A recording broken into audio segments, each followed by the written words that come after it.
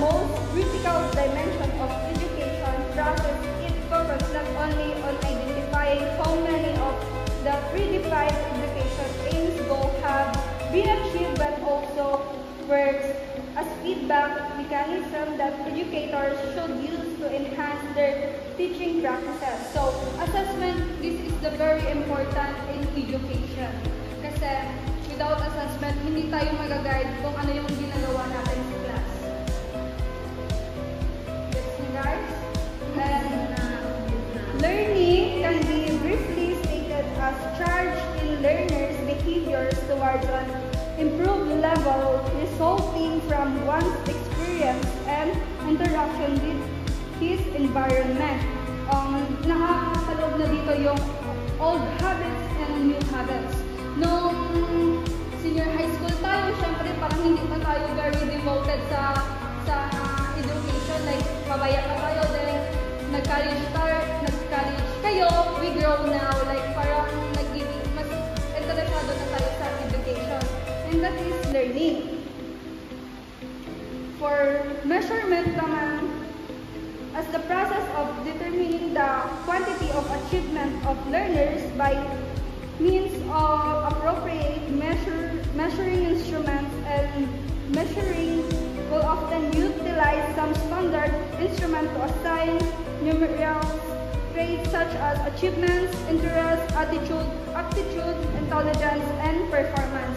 Sa measurement, hindi lang siya yung gina-measure yung grades or capability ng isang student. Also yung attitude niya. Hindi din yung nag-base yung attitude niya sa magiging grade niya. Like for example, si Model palaging late. Yung palaging late ba yun makaka-apekto sa grades niya? Sa education niya? Diba?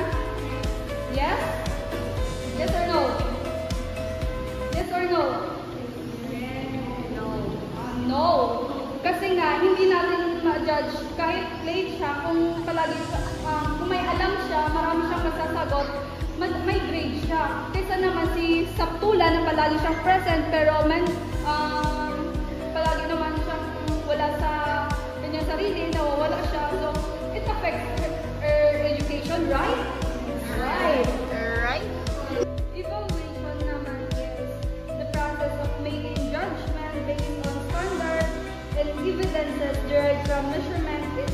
It is now giving meaning to the measured attributes. So, ang evaluation na ito na yung parang natapos na lahat ng assessment, natapos na lahat ng criterion, ando na yung judgment ng isang teacher para mag-ready na siya for grading. Testing and grading. A test is used to examine someone's knowledge and something to determine of what he or she knows or has learned. Testing measures that level of skills or knowledge that has been reached. Ito na yun, testing and grading. Diba, natakal na yung mga lessons, na lahat ng assessment, nagawa na. Ito na yung parang final grading. Dito na yun, yung parang malaman na kung ano yung natutunan niya sa klase. That is testing and grading. And that's all for the concept of assessment. And today we're gonna apply the assessment to our class.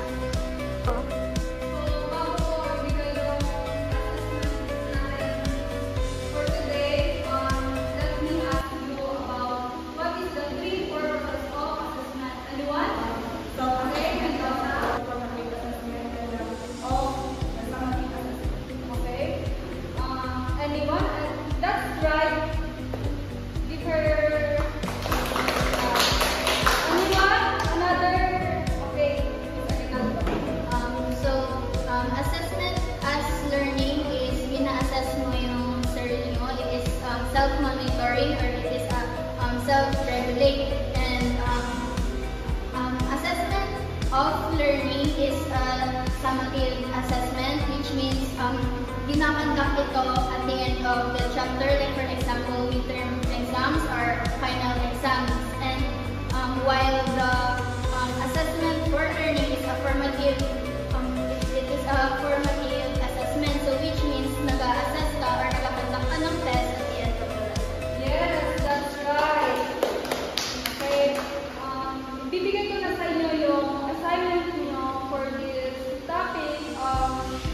Create a simple learning assessment. Okay? I-write nyo siya sa one whole sheet of paper. Then, submission is next week. Okay, guys? That's all for today. Goodbye.